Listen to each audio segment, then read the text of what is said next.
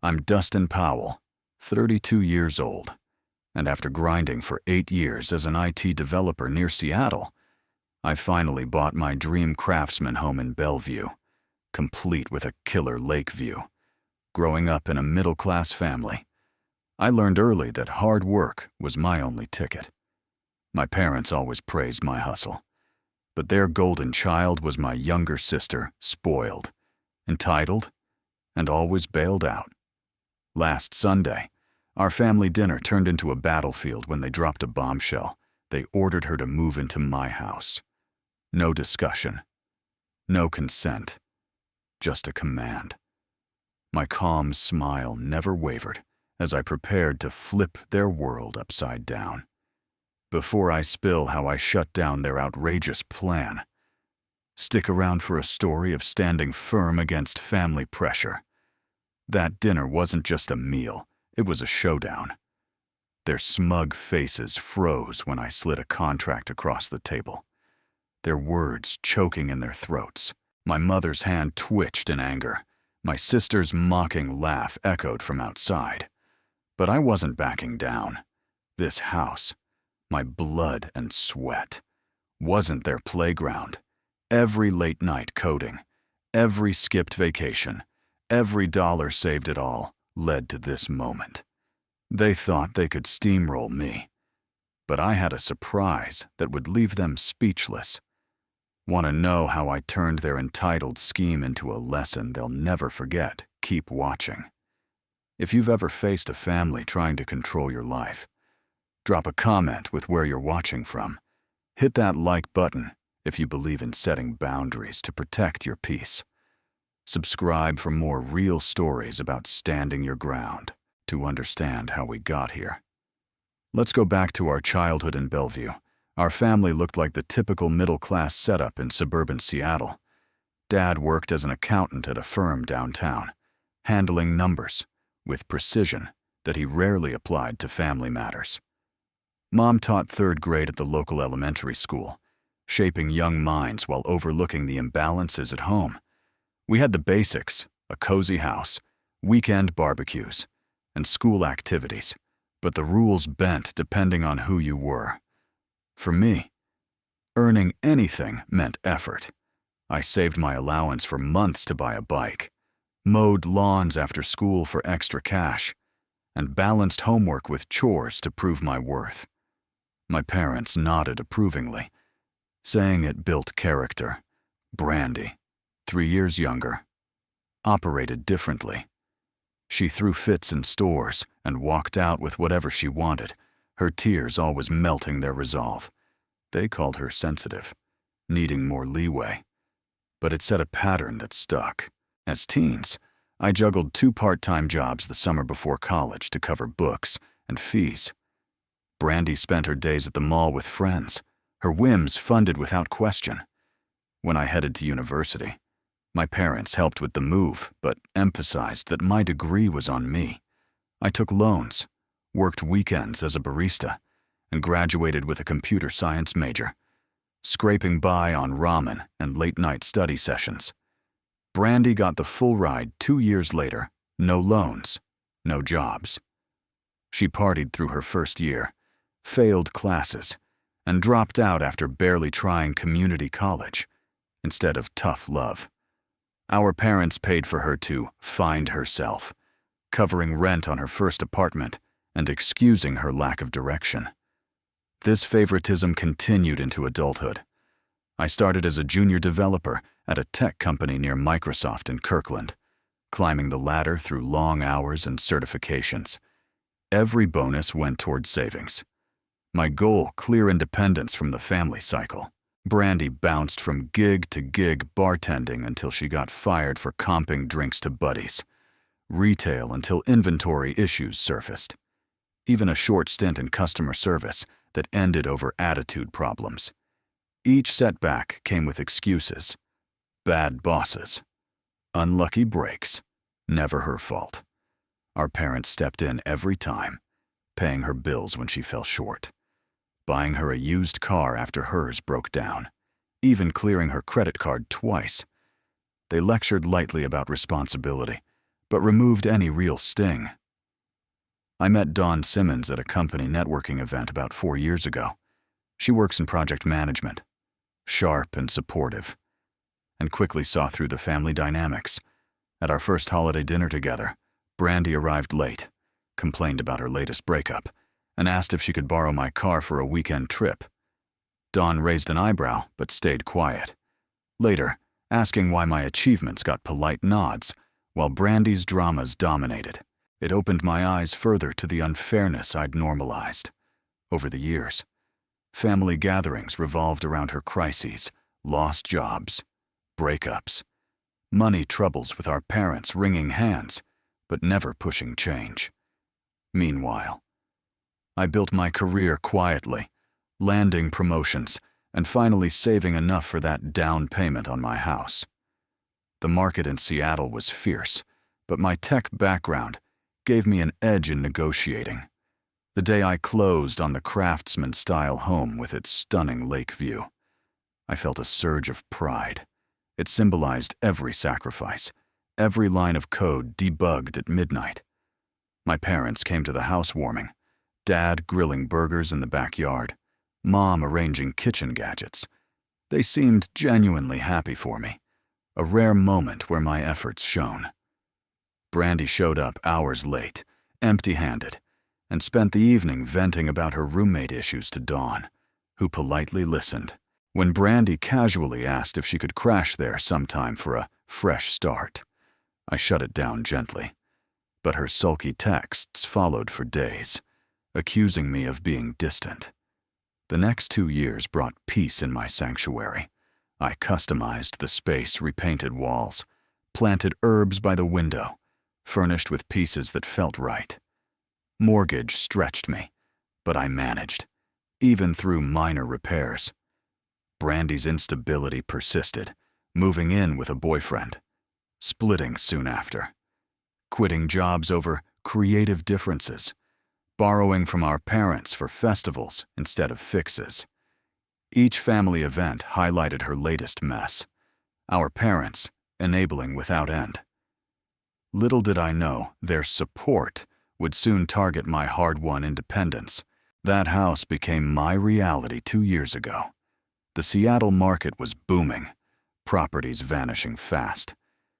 But my IT connections helped spot a gem, a 3-bedroom craftsman in Kirkland, with original woodwork, spacious rooms, and windows framing a serene lake view that caught the evening sun just right. I stretched my budget to the limit for it. But the moment I walked in, it felt like home base after years of rentals. Securing the loan tested my nerves. As a single guy in tech, the bank dug deep into my finances, verifying every paycheck and expense. Signing those papers brought a wave of relief mixed with exhaustion. I sat in my new driveway, keys in hand, realizing this represented every debugged program, every client deadline met. Our housewarming gathered friends and family. Dad manned the grill out back, flipping steaks with his usual focus. Mom bustled around, suggesting spots for plants and shelves. Their gift, a toolkit for home projects, felt thoughtful, a nod to my self-reliance. Dawn arrived early, helping set up, her presence making the day brighter. Brandy rolled in late, no contribution, and cornered guests with tales of her latest job hunt, gone wrong.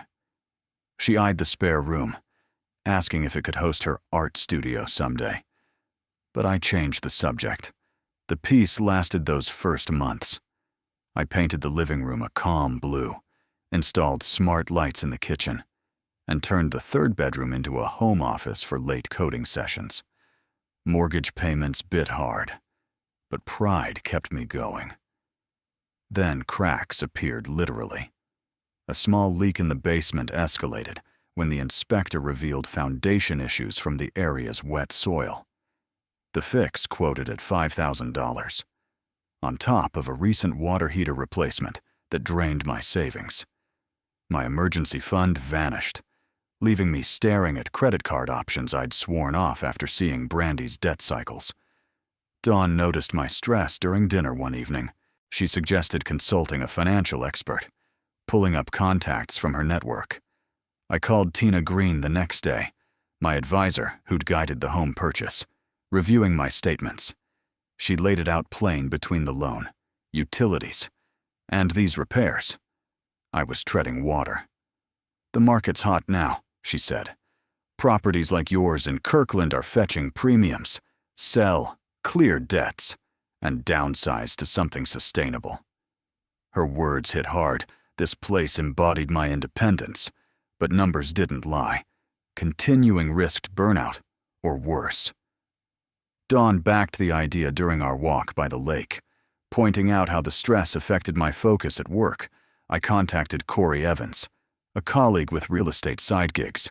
He toured the house, noting its appeal: the view, the layout, the neighborhood's tech vibe. "List high," he advised. "Buyers are flooding in from Microsoft expansions." We priced it aggressively, and offers came quick. A motivated couple. Pre-approved with a young son excited for the backyard. Bid over asking with a 30-day close. They even offered rent back for a month post-sale at low cost. Giving breathing room, heart heavy but head clear. I accepted. The inspection flagged minor electrical tweaks, which I handled promptly. By midweek, contingencies lifted, locking in the deal. Closing loomed just before the next family dinner, a secret I kept to process alone. No input from parents, or Brandy, this time, my choice. My future, the weight of that decision lingered. Strange signs started popping up the week before that fateful dinner. My parents, usually content with our Sunday catch-ups, called 3 times in 4 days, vague mentions of family plans needing discussion. When I pressed for details, Mom deflected with, "Let's talk in person," her tone oddly formal. Dad echoed her, dropping hints about helping each other out. It felt off, like they were rehearsing something. Then came Brandy's texts, after months of radio silence. She suddenly wanted to know about my internet speed. "Just curious how fast your Wi-Fi is," she wrote, followed by questions about my spare room's window size and if neighbors would care about late-night music sessions. I raised an eyebrow. My office had no bed, just monitors and code. When I asked why she cared, she replied with a shrugging emoji and "no big deal." Suspicion grew when she texted again, asking if the guest room could fit a queen mattress for hypothetical guests. Work kept me too swamped to dwell on it. A major client project at the tech firm had me pulling overtime, debugging code for a new app launch under a tight deadline. My manager leaned hard, stressing the stakes for our team's reputation. To top it off, the house threw another curveball. The foundation crack worsened after heavy rain, typical for Seattle's soggy ground. The contractor's new estimate pushed $6,000, citing deeper structural fixes. I winced, picturing my dwindling savings. Dawn caught me staring at the numbers one night over coffee. She urged me to stick with the sale, reminding me how the stress was bleeding into my sleep. I confided in Corey Evans, who'd connected me with the buyers. He confirmed the couple's offer was solid, paperwork signed, closing set for Thursday right before Sunday's dinner. The inspection cleared with only small repairs needed, which I covered fast. Keeping it secret felt right. I needed this choice to be mine alone. Dawn agreed, saying family input always muddied my plans.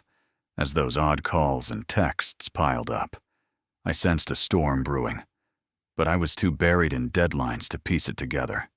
My parents' insistence and Brandy's random questions weren't just quirks. They were pieces of a plan I hadn't been invited to join. That Sunday arrived with tension in the air. I pulled into my parents' driveway in Kirkland, the familiar scent of Mom's slow-cooked brisket wafting from the house. She'd set the dining table with her best linens, a rare touch for our casual dinners. A bottle of sparkling cider sat chilled, hinting at some planned celebration. Dad greeted me with a firm handshake, his usual football game muted in the background. Right on time. Dustin," he said, a bit too cheerful. Mom emerged from the kitchen, apron on, and hugged me tightly. "You're looking stressed, honey," she noted. Scanning my face, I shrugged it off, mentioning work pressure, and offered to help. She waved me to the couch with a glass of wine, her eyes darting to Dad with a knowing look I couldn't place. Brandy strolled in 20 minutes late, dressed sharper than usual in a blazer and skirt, carrying a wrapped bottle of wine first. "Traffic was crazy," she said with a smirk, handing it to Mom, who beamed. The table dynamics felt staged. Mom placed Brandy at the head, where Dad usually sat, while I took a side seat with Mom opposite. We passed dishes, brisket, roasted carrots, creamy potatoes in strained silence. Then Mom broke it.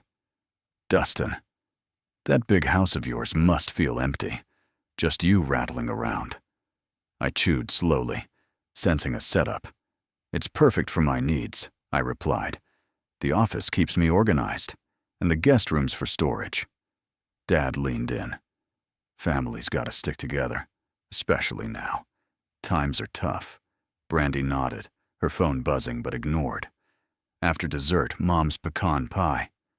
Brandy stood, grabbing the cider. "Time for good news," she announced, popping the cork with a flourish. She poured 4 glasses, her smile wide. "You know, I've hit some rough patches job stuff, landlord issues. But we've got a solution." She raised her glass. "To new beginnings, I'm moving into Dustin's house next week, just till I'm back on track." Mom and Dad smiled expectantly, waiting for my agreement. Silence stretched. "That's an interesting idea," I said, voice steady despite the heat rising in my chest. I reached for my bag, pulling out the closing documents from Thursday's sale. One problem, though. Mom's brow furrowed. "What's that?" "Honey," I set the contract on the table. "I sold the house. New owners take over in 30 days. Their faces froze. Brandy's glass paused midair. Mom's hand twitched, her voice sharp. "You're joking." "Right." I shook my head, sliding the papers forward. "Closed yesterday. A couple with a kid. Thrilled about the lake view." Dad grabbed the documents, scanning them. "Dustin, why didn't you tell us? This is huge." The irony stung. "Like you told me about Brandy moving in?" I shot back. Mom stood, her face flushed. "We were helping her." "You've got space." Her hand lashed out. A quick motion stopped by Dad's grip. Outside. Brandy's laugh cut through mocking. Sharp, from the porch where she'd stepped out. "You did this to spite me?" she yelled through the window. "Not everything's about you," I said, keeping calm. The foundation fix was $6,000 I didn't have. Unlike you. "I don't get handouts." Dad's voice hardened. "We've always supported you both. I couldn't hold back. Supported I worked 2 jobs through college while you paid Brandy's way. She flunked out. And you covered her rent, her car, her debts. When my car broke down, I got a bus pass." Mom's eyes welled up. "Brandy needs more help." "Because you let her," I said, standing. "She's 29, not a kid. I sold the house to save myself, not to hurt her. The contract lay between us, a line drawn in the sand. The fallout hit hard." The next morning, my phone buzzed relentlessly with texts and voicemails. Mom's messages dripped with guilt, pleading for me to reconsider and think of family unity.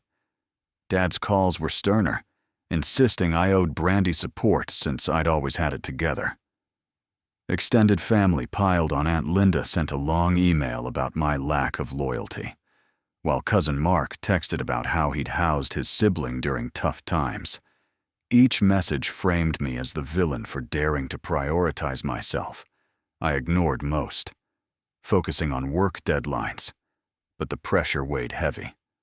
2 days later, Brandy showed up unannounced at my Kirkland house. Dawn was there, prepping dinner in the kitchen. Brandy stormed in, barely acknowledging her, and launched into a tirade, You screwed me over." "Dustin," she snapped, pacing the living room, where half-packed boxes lined the walls.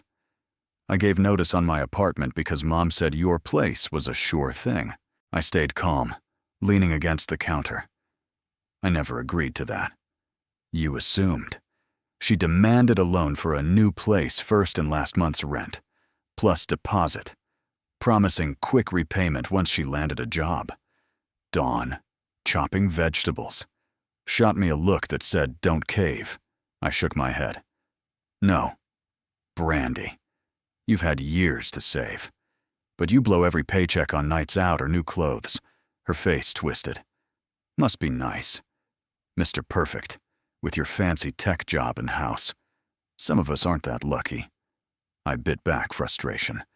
"It's not luck. I worked for this. You chose to lean on Mom and Dad instead of standing up." Dawn stepped closer, her presence steadying me. "He's moving to a one-bedroom. Brandy. There's no space, even if he wanted to help." Brandy scoffed, grabbing her purse. "You're both selfish. I'll figure it out without you." She slammed the door, leaving a tense silence. The calls didn't stop. Mom left voicemails, her voice cracking, suggesting I delay the sale or chip in for Brandy's rent. Dad texted about family duty, as if my boundaries betrayed them. Even neighbors, somehow roped in by Mom's gossip, sent messages about helping your sister. I muted their numbers, tired of the manipulation. Dawn and I focused on the move. The buyer's rent-back deal gave me 30 days, so I scouted apartments in Kirkland, closer to work. I found a sleek one-bedroom in a modern complex open layout, no maintenance headaches, and a view of the city lights. Packing up the Craftsman house was bittersweet. Each box held memories of late-night coding in the office, quiet mornings by the lake window. But the financial relief was immediate, after closing. I paid off the mortgage balance and cleared lingering debts, stashing the rest in a high-yield account. My stress eased, sleep improved, and work felt manageable again. Brandy's situation unraveled fast. A week after our confrontation, Mom called unmuted briefly to say Brandy's landlord enforced the eviction, leaving her scrambling. She'd assumed my house was her fallback, so she hadn't searched for alternatives. Friends' couches were her only option, but most had small places or weren't willing. Mom hinted at taking her in, but their guest room was now a home gym, and Dad resisted disrupting their routine. I didn't budge. She's an adult. "Mom, she'll figure it out," like I had to. I hung up, then blocked their numbers for good. Dawn and I moved into the apartment, unpacking essentials while planning a minimalist setup. The smaller space felt freeing, no cracks to fix, no looming bills. My career thrived without the house dragging me down. Brandy's accusations and my parents' guilt trips faded as I reclaimed my peace. Knowing the real fight was just beginning, life settled into a new rhythm. The move to my Kirkland apartment marked a clean break, not just from the house, but from the family chaos that had defined too many years. The one-bedroom space, with its sleek concrete floors and city view, suited my needs perfectly. No repairs, no stress, just simplicity. I invested the sale proceeds wisely, splitting them between a retirement fund and a safety net that finally let me breathe. Work became a haven again. I landed a lead developer role on a new project, my focus sharper without the weight of old expectations. Dawn and I grew closer, planning weekend hikes in the Cascades and quiet evenings cooking together. Her steady presence anchored me through the transition. And we started talking about a future, maybe a ring, maybe a shared lease down the line. Meanwhile, Brandy's world kept crumbling. A month after our last confrontation, she lost another job, this time at a coffee shop, fired for chronic lateness, with no apartment and no savings. She bounced between friends' spare rooms, but her circle shrank as her demands wore them thin. Mom called once, unblocked briefly, to say Brandy was struggling but refused to admit fault, blaming me for her spiral. Their guest room stayed a gym. Dad wouldn't budge on taking her in long-term, citing their need for peace. The irony wasn't lost on me. They'd enabled her dependence, but now faced its limits. My parents' social circle tightened too. Neighbors and friends, hearing about the dinner showdown through local gossip, distanced themselves. Tired of Mom's endless defense of Brandy, Dad's golf buddies stopped inviting him, and Mom's book club grew cold. Their stress showed Mom mentioned health issues in a final voicemail. Her voice strained. I didn't respond. Blocking their numbers for good felt final. Like closing a chapter I'd outgrown. I heard through a mutual friend that Brandy tried applying for public assistance, but didn't qualify. Her middle-class background a barrier. She took a part-time retail job, barely covering rent for a shared house far from downtown. It was a harsh wake-up, the kind I'd faced alone years ago.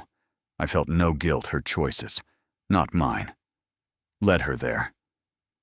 Dawn and I hosted a small gathering at the apartment, just close colleagues and a few friends. The night was light, filled with laughter, and no trace of family drama. As I looked around, I realized this was the life I'd earned free from obligation, built on my terms. The Craftsman House, once my pride, had been a symbol of a dream that nearly trapped me. Letting it go taught me the difference between what I thought I wanted and what I truly needed: freedom, not a facade. Saying no to my family's demands didn't just save my finances, it saved my sanity. Boundaries aren't selfish, they're survival. If I'd caved, I'd be drowning in their chaos, not thriving in my own space. The lesson was clear: prioritizing yourself isn't betrayal, it's the only way to live authentically. My family's consequences were theirs to bear, not mine to fix. As I watched the city lights from my balcony with Dawn by my side, I knew I'd made the right call. No regrets, no looking back.